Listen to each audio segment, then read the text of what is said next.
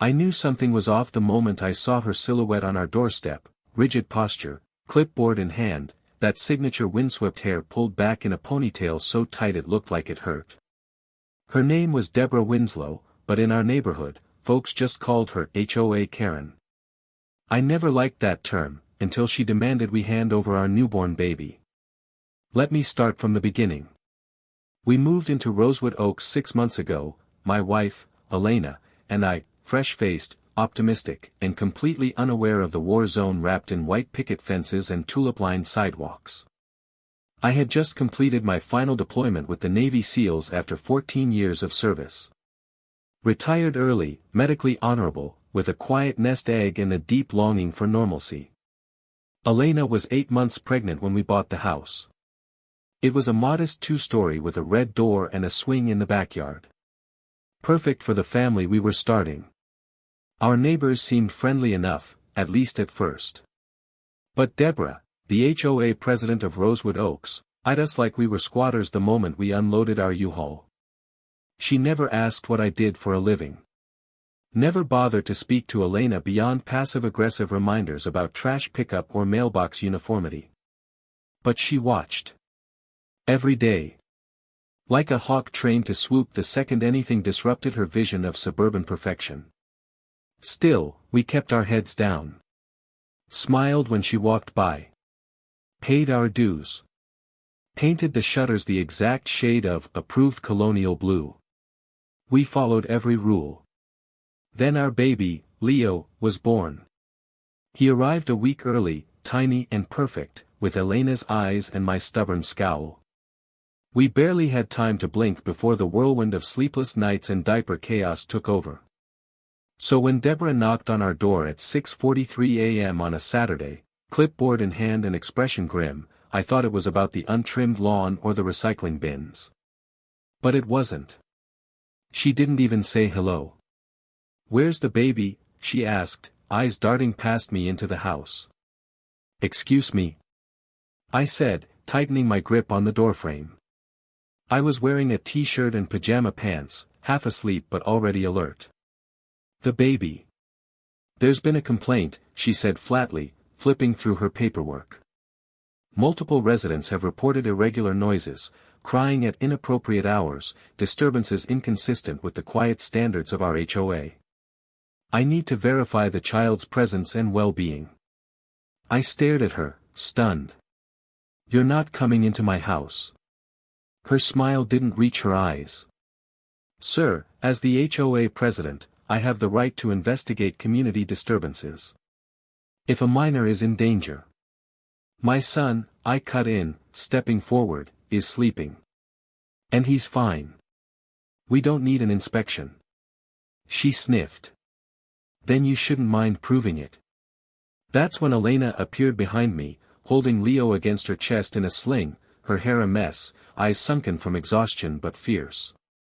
"You want to see him?" she asked, voice low. "Here he is. Now get off our porch." Deborah took a step back, but not before muttering something that chilled me to the bone. "We have procedures for these things. If I don't get voluntary cooperation, I'll escalate." She walked away without another word. I thought that was the end of it. I thought maybe she was just being overzealous. But the next day, we found a violation notice on our mailbox, improper child-related activity, Section 6.3 of Noise Ordinance. I didn't even know that was a thing. But that was only the beginning. What Deborah didn't realize was that I had faced far worse than HOA politics. She thought she was dealing with a meek family man who just happened to own a home a little too close to hers. She didn't know she had poked the bear. And a Navy SEAL doesn't like to be poked. Not when his family is threatened. Especially not when his newborn is involved. That night, after the notice, Elena sat on the couch rocking Leo while I reread the violation letter 5 times. It was real. HOA letterhead, an official seal, and even a signature, Deborah's, in her careful, curly script. But what threw me wasn't the accusation. It was the fine print. It cited a clause from the community charter that I'd never heard of, Section 6.3, residential sound regulation in proximity to newborn habitation. It sounded official, but the more I looked at it, the more it stank like something stitched together from duct tape and delusion. Elena looked up from the baby. What does it mean? It means, I said, she's trying to manufacture rules to get to us. Over a baby crying? No, I muttered, folding the paper. Over control. The next day, we got another knock at the door. Not Deborah this time, two women in rosewood oaks, branded windbreakers, clipboards in hand. One had a fanny pack full of laminated documents. The other wore sunglasses, even though it was cloudy. Good morning, one chirped. We're here for the registry audit. What registry? Your baby registry, she said, as if it were obvious. As part of our HOA's family transition program, we need to verify that your child is safely integrated into the community code. That includes confirming safety features, registry documentation, and general noise containment measures. Elena, who had been nursing Leo in the other room, appeared with fire in her eyes. Is this a joke? The woman with the sunglasses smiled. We just need to do a quick walkthrough. I laughed. Ma'am, unless you've got a badge or a warrant, you're not entering my home. She scribbled something on her clipboard. Refused entry. Noted. You'll be hearing from the compliance committee. They left, but this time not before taking photos of our front door, welcome mat, and, get this, our wind chimes. A violation came the next day, unauthorized wind sound device. $100 fine. Due immediately. I reached out to the HOA board. No one returned my emails. I showed up at the community meeting that Thursday, but when I walked in, everyone went silent. Deborah stood at the head of the room, smiling that same step-forward smile. Welcome, Mr. Collins, she said sweetly. Would you like to submit your grievances in writing? No, I replied. I'd like to address them. Now. A few heads turned. Some folks looked nervous. Others just looked down at their notes. I'm getting fined because my son cries. My newborn son. Are we really doing this? Deborah raised her hand. It's not personal. It's about preserving harmony. There are retired couples on your street. Elderly residents. A baby disrupts that rhythm. It's a matter of community tone. Tone. I repeated. Yes, she said, like she was lecturing a toddler. The HOA guidelines specify that all residents must contribute to an environment of tranquility. Elena's C-section stitches are barely healed. Leo cries because he's a baby, not because he's committing a noise violation. There was a pause. Then Deborah leaned forward slightly, lips curling. Perhaps your wife and child would be better suited in a more family-oriented neighborhood. Somewhere less structured. I didn't move. I didn't raise my voice. I simply said. You know what I used to do for a living, Deborah? She blinked, caught off guard. I don't think that's relevant. It is. I spent over a decade kicking down doors in countries where real threats lived. I've sat in sandstorms, hunted warlords, and held teammates while they bled out in my arms. And now I'm standing in a community center being told that my son's crying is an act of rebellion. Deborah's face twitched. The room stayed quiet. I didn't move here for a war, I continued. But if it's war you want, I know how to win one. I walked out, but I knew something in her had shifted. Elena was waiting for me at home, Leo in her arms. I kissed them both, and then I made a call. To an old friend from my SEAL days. You remember that favor you owe me? I asked. His voice on the other end didn't miss a beat. Who do I need to scare? The guy I called was named Noah Briggs, my old SEAL team's forward recon, demolition expert, and part-time comedian. We hadn't seen each other in years, but when I told him about the HOA Karen who wanted to confiscate my child for community tone, he laughed so hard I thought he dropped the phone. "I'm flying in," he said. "Give me 3 days. We're gonna make HOA hell look like a summer camp." Now, I hadn't exactly told Elena what I was planning. Not because I wanted to keep secrets, but because I needed her to rest, and because once you loop in someone like Noah, the operation tends to escalate. When he arrived, I picked him up from the airport. He stepped off the plane wearing aviators, boots, and a Hawaiian shirt buttoned only halfway. "Nice neighborhood," he said as we pulled into Rosewood Oaks. "Creepy quiet. Smells like passive aggression and unsweetened iced tea." I filled him in on Deborah's latest moves, 3 more violation notices, including one for unauthorized infant monitoring equipment, our baby monitor, and a neighborhood-wide email warning residents about covert surveillance by disruptive families. She had officially labeled us a threat. But what Deborah didn't know, what none of them knew, was that Noah had once reverse-engineered a surveillance system from a toaster oven and a doorbell camera in a war zone. And he was itching to apply his talent somewhere less sandy. That night, we got to work. Step 1, counter-surveillance. Noah placed micromotion sensors across our lawn, legal, non-invasive, and hidden in plain sight. He reprogrammed our Ring camera to record to a secure cloud and to live stream to his phone 24/7. Step 2, documentation. I gathered every violation letter, every HOA email, every bizarre report Deborah had sent to neighbors. We compiled a digital folder so clean, it would make a prosecutor blush. Step 3, watch the watchers.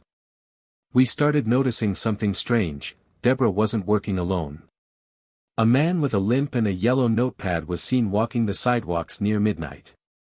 A woman on a mobility scooter lingered too long by our mailbox every afternoon. These weren't just nosy neighbors. They were informants. Noah and I watched as the pieces fell into place. We mapped patterns, logged activity, even identified Deborah's second-in-command, Miriam Coates, HOA treasurer, church gossip machine, and former amateur pageant judge. If Deborah was the queen, Miriam was the court jester with binoculars. Then came the breaking point. One morning, we awoke to find a pink envelope on our doorstep.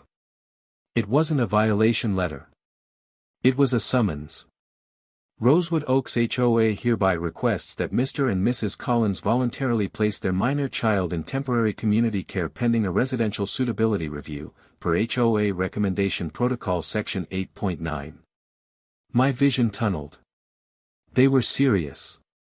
I showed it to Elena, who didn't cry, but she did whisper, "They're trying to take our baby." That was when I knew we were done playing defense. That evening, while Elena fed Leo, Noah and I began executing Operation Sububian Shield. The plan? Expose Deborah's abuse of power in front of the entire neighborhood. Publicly. Legally. And with style. We used the HOA's own rules to request a community meeting. HOA Bylaws Section 12.4 gave homeowners the right to call an open forum with 10 signatures. We got 34. Even neighbors who hated confrontation signed. They were tired of Deborah. Tired of Miriam. Tired of the spying. I prepared a presentation. Noah built a slideshow, complete with hidden camera footage, time-stamped violations, audio recordings, and one slide simply titled, "The Baby Clause, a Fabrication." The meeting was set for Sunday at 3 p.m. in the community park. And Deborah had no idea what was coming. Sunday arrived with perfect suburban irony, clear skies, trimmed hedges, and the scent of someone grilling bratwursts 2 doors down. You'd never guess a civil war was about to erupt in the heart of Rosewood Oaks. By 2:50 p.m., the gazebo at the park was packed. Folding chairs filled. Neighbors clustered in lawn chairs and around strollers. Some brought lemonade like it was a picnic. Others looked wary, casting glances at Deborah's circle, the usual HOA board members in matching polos, sipping iced tea and wearing smug expressions. Deborah herself stood at the front with a clipboard and megaphone, as if she was preparing to host a bake sale rather than defend herself from political annihilation. "Welcome, everyone," she chirped at exactly 3 o'clock. "This open forum is—" "Actually," I interrupted, stepping up beside her, per bylaw 12.4, the homeowner who initiated the forum gets the floor first. I could feel the crowd shift. Deborah hesitated, I twitching just a little. "Yes, of course." I nodded at Noah, who connected his laptop to the community projector they used for movie nights. "Thank you, Deborah," I began, keeping my voice calm. "We're here today because of a pattern, one that began when my wife and I moved in, intensified when our son was born, and reached its peak when the HOA issued a formal summons demanding we surrender our child for community care." Gasps rippled through the crowd. Noah clicked the first slide, violation notice, noise disturbance, infant crying. It was real. Signed. Stamped. Ridiculous. Slide 2, a video of Deborah whispering to Miriam while pointing at our house. Audio enhanced just enough to hear, we'll build the case step by step. Slide 3, the pink envelope, summons for community custody, with Deborah's signature and a clause that didn't exist in any HOA documentation. I saw Mrs. Alvarez in the front row put her hand to her mouth. Then came the audio files. Deborah on a phone call, the babies crying at night, and that kind of disruption will not be tolerated in my neighborhood. If they won't cooperate, we'll make them. Deborah's face flushed beet red. She stepped forward, waving her clipboard. "This is all being taken out of context." I raised a hand. "We're not finished."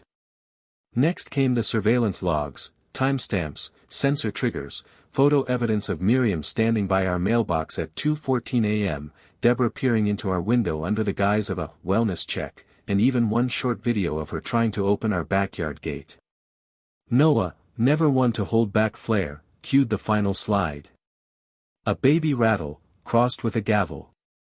Below it, a family's right to peace. The crowd was silent. Then, a voice from the back, "She fined me $50 for a garden gnome." Laughter erupted. Another neighbor shouted, "She told me my grill's smoke was antisocial behavior." Someone else chimed in, "She tried to ban trick-or-treating." The dam broke. What followed wasn't a debate, it was an avalanche. Residents stood up one after another, recounting fines, threats, privacy invasions. A veteran spoke about being cited for flying the American flag too enthusiastically. A single mom cried as she described how Deborah called Child Protective Services after her toddler threw a tantrum on the porch. And in the middle of it all, Deborah stood stiff, her authority crumbling like wet drywall. By 4 o'clock, a vote was called. One item on the ballot, a no-confidence resolution to remove Deborah Winslow as HOA president effective immediately. The vote? 42-3. Even Miriam didn't raise her hand to support Deborah. As the crowd began to disperse, I walked back to Elena, who stood by the stroller. Leo was asleep, his tiny chest rising and falling, blissfully unaware that his nap had outlasted a suburban power dynasty. Noah joined us, sipping lemonade from a paper cup. "Well," he said. "That was fun. What now?" I looked at my wife. "At our son. Now," I said, smiling. "We raise our family. In peace. But I should have known better. Because the war wasn't over. Not yet." The day after the vote, peace returned to Rosewood Oaks like a summer rain after a wildfire, cleansing, overdue, but still carrying the scent of smoke. Deborah's removal was swift. HOA bylaws required a 2-week transition, but after the footage went public on the community server, she resigned by sunrise. She left a typed letter on everyone's doorstep, no apology, just vague references to misplaced community vision and personal fatigue. Miriam? She vanished, too. The gossip chain said she was last seen packing her car with decorative birdhouses and unopened Amazon boxes. Elena and I exhaled. For a moment, it felt like we could breathe. But then strange things began to happen. A week later, someone slashed our tires. All four. No note. No camera footage. Just the hiss of betrayal. 2 days after that, a "for sale" sign appeared in our front yard, one we didn't put there. Someone had printed a fake real estate flyer with our house photo, listing it as a "quiet fixer-upper, motivated sellers." A neighbor called to ask if we were moving. We weren't. Then came the envelope. No return address. Inside was a photo, blurry, printed on cheap paper, of our house at night. Our living room window. Elena nursing Leo in silhouette.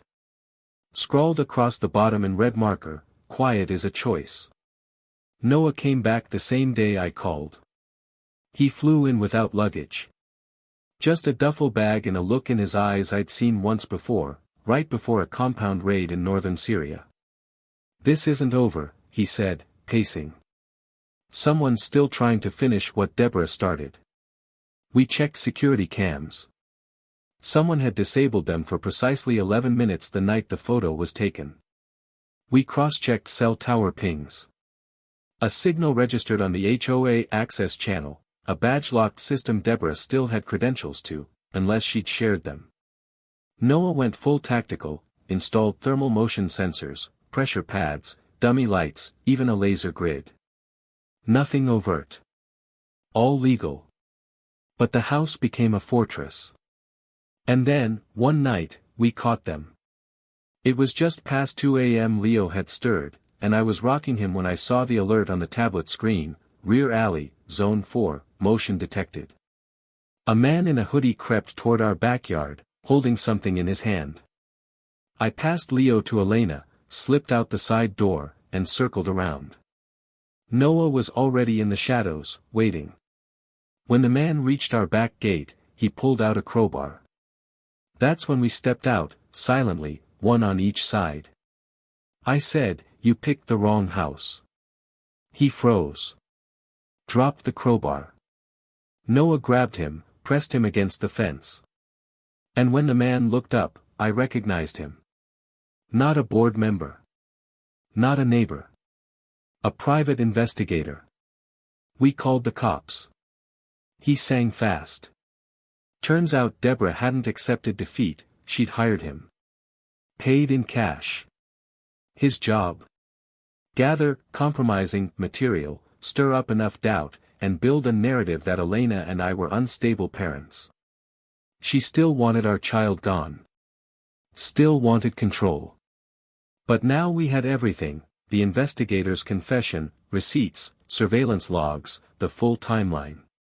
Our lawyer drafted a restraining order so thick you could wedge a door open with it. Deborah was served at her sister's house in New Mexico. It ended there. Really ended. After that, the silence wasn't heavy anymore. It was peace. Neighbors stopped to chat again.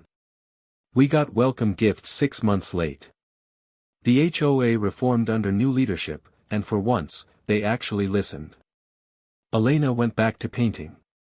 Leo slept through the night. And Noah? He finally left, after installing one last gift in our lawn. A baby monitor, disguised as a garden gnome. Just in case, he winked. Silent guardians make the best alarms. Sometimes I still look out the window at night, expecting a clipboard or a crowbar. But mostly, I just see a swing in the backyard, swaying gently in the breeze. And I remember that even in the most manicured hell, justice grows like grass through cracks in the concrete. All it takes is someone willing to fight for it.